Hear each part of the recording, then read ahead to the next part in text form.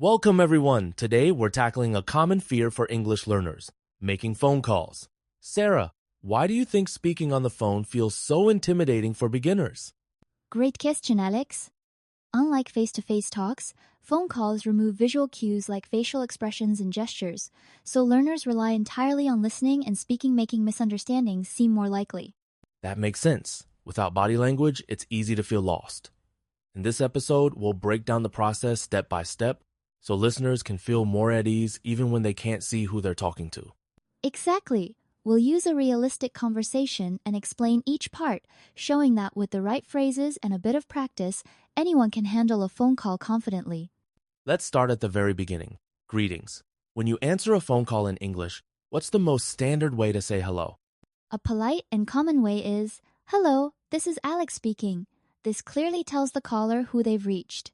Notice the friendly, rising intonation at the end, which sounds welcoming. And for someone making the call, how should they introduce themselves? The caller might say, "Hello, may I speak to Mr. Smith, please?" The word please is key for politeness, especially if you're calling a business or someone you don't know well. That brings us to identification. Why is it important to state your name clearly when calling? Stating your name helps the receiver know who's calling and sets a respectful tone. For example, "Hello, this is Sarah.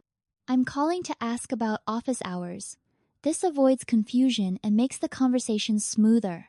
Is there a difference when calling friends versus a company? Absolutely. With friends, you might just say, "Hi, it's me, Sarah." But for formal or business calls, full names and polite phrases are best to keep things professional. Let's talk about the phrase, "Who's calling, please?" Why is this commonly used by receptionists or those answering business phones? This question ensures the recipient knows who wants to speak with them. It's both polite and practical, especially in offices where multiple people might be expecting calls. Is there a less formal way to ask the same thing? Sure, informally, you could say, "May I ask who's speaking?" Still polite, but slightly more conversational, which fits small businesses or casual workplaces. Sometimes you need to put a caller on hold. How do you do that politely in English? The phrase, "just a moment, please," works well. It signals you're attending to their request and value their time. Adding "please" softens the interruption and maintains professionalism. And if you need to check information or find someone, is it okay to explain why you're putting them on hold? Definitely. For example, "Let me check the schedule for you. Just a moment, please." This keeps the caller informed and reassured during the wait. Now, let's discuss how to state your reason for calling. What's an effective way to do this at the start of a call? A clear opener is, "I'm calling to ask about," or "I'd like to check." This helps the person on the other end know exactly how to help you, saving everyone's time. How does this differ from less direct approaches?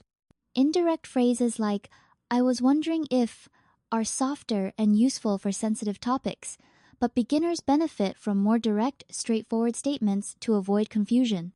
Let's talk about pronunciation. What are some tips for making your speech clear over the phone, especially if English isn't your first language? Speak a little slower than usual and enunciate each word. For example, pause slightly between words "Hello, this is Sarah." This helps compensate for poor phone line quality or unfamiliar accents. Should beginners worry about their accent? Not at all. Accents are normal. Focus on clear pronunciation of keywords and don't be afraid to repeat yourself or ask the other person to repeat if needed. Active listening is crucial during phone calls. If you don't understand something, what's a polite way to ask for clarification? You can say, "Sorry, could you repeat that please?" Or "I'm afraid I didn't catch that." These phrases show respect and ensure you get the right information, avoiding mistakes. How can listeners practice this skill? Try listening to slow phone conversations online. Pause and repeat what you hear. Practicing these clarification phrases aloud builds reflexes for real calls. Let's wrap up the conversation. What are some effective ways to close a call politely in English? Classic endings include, "Thank you for your help," "Goodbye," or "Have a nice day." These leave a positive impression and signal that the call is finished. Tone matters. Smile as you speak, even if they can't see you. Is it important to wait for the other person to say goodbye too? Yes, it's courteous. Ending together prevents awkward hang-ups and ensures both parties feel respected. For our final segment, let's practice. I'll play the receptionist, and you, Sarah, will be the caller. Listeners, repeat after us to build confidence. Ring, ring. Hello, this is Alex speaking. How can I help you? Hi, this is Sarah. May I speak to Mr. Lee, please? Just a moment, please. I'll put you through. Thank you so much. Goodbye. You're welcome. Have a great day. And for listeners, try imagining your own call practice these lines until they feel natural.